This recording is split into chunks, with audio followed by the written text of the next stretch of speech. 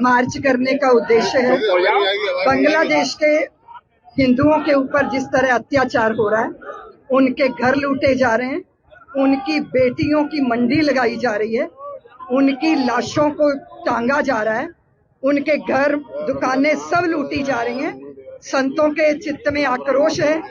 इस देश की सरकार से हमारी ये चाह है कि वो वहाँ के, मैं निश्चित मानती हूँ कि बांग्लादेश के हिंदुओं के लिए सरकार ने कदम उठाए होंगे, लेकिन हम यहाँ भारत के समस्त हिंदुओं को ये कहना चाहते हैं कि जब आप अपने ऊपर हो रहे अत्याचारों की आवाज नहीं उठाएंगे तो आपके लिए रोने वाला कोई नहीं है।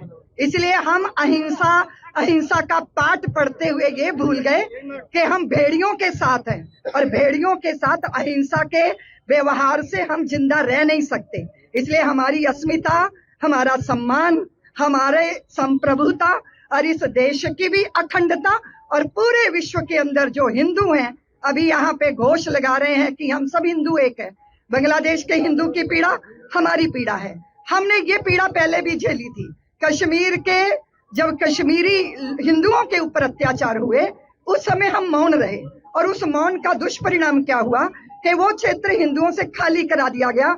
आज तक हिंदू वहां लौट नहीं पा रहे, और हमारे भी जितने भी सुरक्षा कर्म वहां पर बंधु हैं, वो आतंकवादियों से, आतताइयों से जूझ के वो अपने बलिदान दे रहे हैं। ये सारी स्थितियों को हम समझ रहे हैं।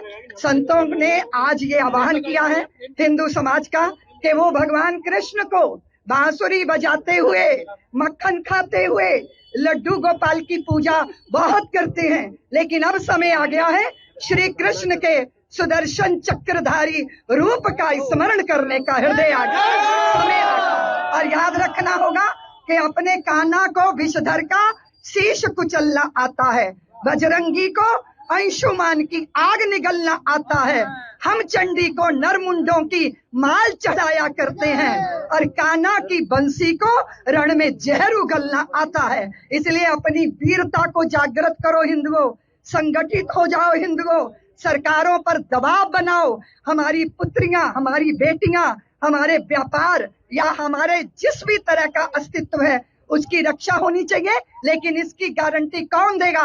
हिंदू समाज इसकी गारंटी बने, संगठित होकर अपनी पीड़ा को व्यक्त करें, यूएनए के सामने जाइए, 1 लाख से ज्यादा हिंदू, तब आपकी बात दुनिया सुनेगी। इसलिए ये संतों ने जो मार्च किया है, ये जो पीड़ा है, आप सब जानते हो कि भारतीय संत सहज रूप से उद्वेलित नहीं होते, उनका स्वभाव पानी जैसा होता है, लेकिन अगर नीचे आग लगा दी जाए तो वो जल भी उबलने लग जाता है। अधिक रगड़ करोगे तो चंदन में भी आग पैदा हो जाती है। ये वेदना की आग है, ये हृदय के अंदर दर्द है। हमारे बांग्लादेश के हिंदुओं को जिस तरह हमने रोते बिलखते और जान की भीख मांगते देखा है, लेकिन मैं आप पत्रकारों के माध्यम से एक खुशी व्यक्त करना चाहती हूँ कि बांग्लादेश का हिंदू जिस तरह एकत्रित होकर, संगठित होकर सड़कें पे उतरा और उसने अपने अस्तित्व की घोषणा की, वो सचमुच भारत के हिंदुओं का हृदय उसके लिए धन्य हो गया है। मैं निश्चित रूप से मानती हूँ कि अगर बच्चा रोता नहीं है ना, तो माँ भी दूध नहीं पिलाती। इसीलिए ज्यादा मौन रखना ये भी स्वीकार का लक्षण होता है। इसलिए अपनी चुप्पी तोड़िए। हम संसार में कहीं भी हों, चाहे पाकिस्तान में, पाकिस्तान के कितने हिंदुओं के साथ अत्याचार हुआ, आज तक 7 करोड़ हिंदू मार दिए गए। बांग्लादेश और पाकिस्तान में सारी दुनिया में कोई इस पर बात नहीं करता, क्योंकि हम चुप हैं। इसलिए चुप्पी तोड़ी है, और संत जब चुप्पी तोड़ते हैं तो क्रांति होती है। उस क्रांति की बहुत बड़ी जरूरत है। आप लोग आए थे, शामिल हुए हैं, क्या कुछ मांग रखी है आपने? देखिए, अब समय आ गया है, जैसा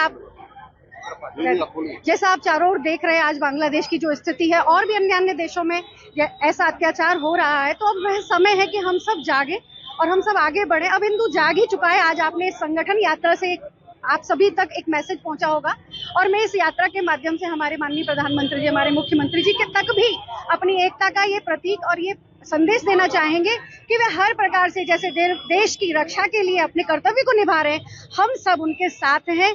और जैसे जैसे हर संभव प्रयास हो वह हमें करने चाहिए। अब मौन रहकर शांत बैठने का समय नहीं है।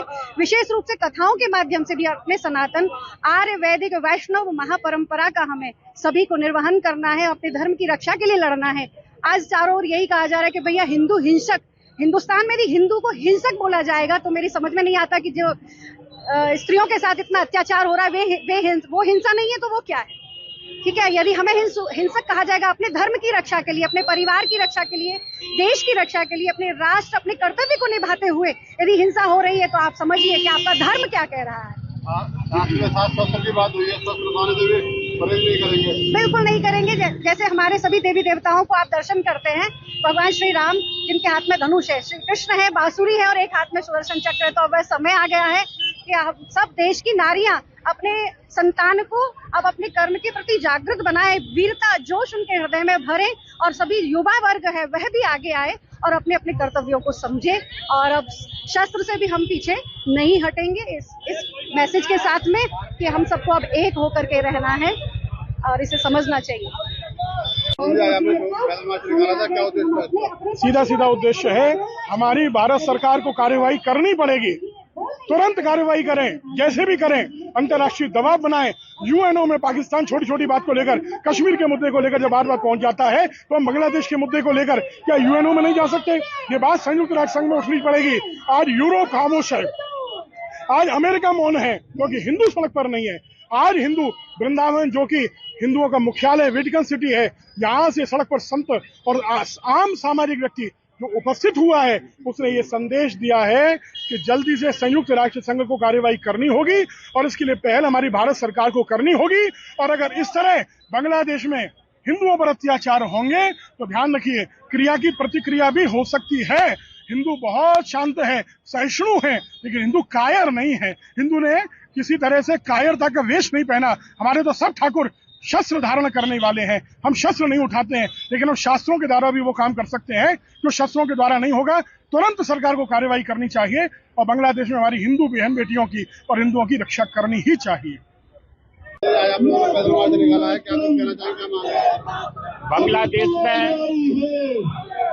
अल्पसंख्यक हिंदू के साथ जो कुछ भी घटित हो रहा है, जिस प्रकार से उनकी संपत्ति को लूटा जा रहा है, उनको मौत के घाट उतारा जा रहा है, वह सामूहिक नरसंहार के रूप में योजनाबद्ध तरीके से घिनौनी हरकतें और उसमें उसके पीछे जो हिंदू विरोधी शक्तियों का हाथ है, भारत विरोधी शक्तियों का हाथ है, उस सबको का मुकाबला करने के लिए आज पूरे विश्व के हिंदू को जागने की आवश्यकता है। और विश्व का हिंदू कायर नहीं है, हिंदू कभी कायर नहीं है। हिंदू को कमजोर बना दिया गया, उसकी संपत्ति और सम्मान की सुरक्षा के लिए आज हिंदू पुनः उठकर खड़ा हुआ है और निश्चित रूप से बांग्लादेश के हिंदुओं का वो साथ देगा और विश्व के सारे हिंदू मिलकर अपने सम्मान और सुरक्षा की रक्षा करने के लिए एकबद्ध होंगे। सभी हिंदुओं को संगठित होकर अपने ऊपर हो रहे अत्याचार के विरुद्ध आवाज उठानी चाहिए, क्योंकि बांग्लादेश की जैसी हिंदुओं की दशा हुई है वो बहुत चिंतनीय है। इसलिए वृंदावन के सभी संत महात्मा साधु कथावाचक सब जो है आज मार्च कर रहे हैं और मैं सोचती हूँ कि हिंदुओं को अभी समय है अपने राष्ट्र को भी सुरक्षित करना है और बाहर जहाँ भी हिंदू के ऊपर अत्याचार हो रहा है उसके विरुद्ध खड़े होना है, एकजुट होकर खड़े होना है। और मेरा दूसरा निवेदन ये है कि अब समय आ गया है, हमारा राष्ट्र हिंदू राष्ट्र होना चाहिए। हम सब सौमनस्यता रखते हैं, सौहार्द रखते हैं, लेकिन अत्याचार झेलते झेलते हम यहाँ तक आ पहुंचे हैं कि करोड़ों हिंदू मारा जा चुका है, पर दुनिया में इसकी कहीं चर्चा नहीं होती। इसलिए हिंदू समाज को एकजुट होकर अपने विरुद्ध हो रहे षड्यंत्रों को, अत्याचारों के विरुद्ध एकजुट होकर आवाज उठानी है, ताकि दुनिया जाने कि हमने कितने अत्याचार झेले हैं। अभी बांग्लादेश के हिंदू के साथ जिस तरह वहां के विभत्स चित्र, हृदय को व्याकुल कर देने वाले दृश्य सामने हैं, ये सबको लेके संतों के हृदय में वेदना है, जिसके कारण संतों ने आज मार्च किया। बांग्लादेशी हिंदुओं की सुरक्षा के लिए आज पूरा ब्रजवासी एक हो चुका है और जब जब ब्रज से आवाज उठी है तब तक विश्व में क्रांति आई है। इसके लिए आपके चैनल के माध्यम से आज हम अपनी सरकार से भी प्रार्थना करते हैं कि बांग्लादेशी अल्पसंख्यक हिंदुओं के ऊपर हो रहे अत्याचार को अतिशीघ्र रुकवाने के लिए एक सशक्त कदम उठाना पड़ेगा। लेकिन आपके चैनल के माध्यम से एक बात और कह दूं कि एक हाथ में शस्त्र और एक हाथ में शास्त्र की शिक्षा हिंदू समाज ने सदैव दी है, लेकिन हिंदुओं को कमजोर समझा जा रहा है। हिंदू कभी कमजोर नहीं है, वह तो सारे विश्व के कल्याण की भावना रखता है। लेकिन यदि हिंदुओं पर ऐसा कुठाराघात होगा और हिंदू जाग गया तो निश्चित ही समस्त हिंदुओं की सुरक्षा करना अनिवार्य होगा। जय श्री कृष्ण। आज आप लोग पैदल मार्च निकाल रहे हैं। विनय न मानत जलधि जड़ गए 3 दिन बीत, बोले राम सकोप तब भय भी न होए न प्रीति। और राम ने कहा कि अब समय आ गया है धनुष उठाने का, हिंदुओं के एकजुट होने का समय आ गया है। ये जो संत का जो मार्च हो रहा है वृंदावन का नहीं है, पूरे भारतवर्ष का संतों की तरफ से मार्च हो रहा है। समस्त ब्रजवासियों की तरफ से संत का